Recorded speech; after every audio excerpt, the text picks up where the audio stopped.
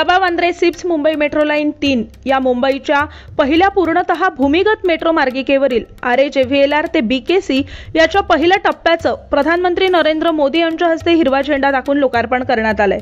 यावेळी राज्यपाल CP राधाकृष्णन, मुख्यमंत्री एकनाथ शिंदे, उपमुख्यमंत्री देवेंद्र फडणवीस, उपमुख्यमंत्री अजित पवार, कौशल्य विकास मंत्री तथा मुंबई उपनगरचे पालकमंत्री मंगल प्रभात लोढा, शालेय शिक्षण मंत्री दीपक केसरकर, मुंबई मेट्रो रेल कॉर्पोरेशनच्या व्यवस्थापकीय संचालक श्रीमती अश्विनी भिडे यांच्यासह वरिष्ठ अधिकारी उपस्थित होते।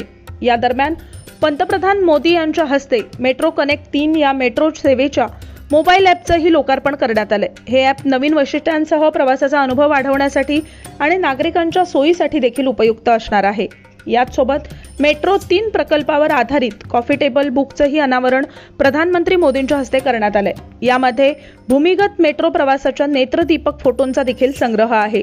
मेट्रो 3 BKC हा मार्ग रविवारी 5 ऑक्टोबर 2024 पासून सुरू करण्यात येणार असून नागरिकांनी आवर्जून हा मेट्रो प्रवास करावा असं आवाहन मेट्रो प्रशासनानं केलेलं आहे।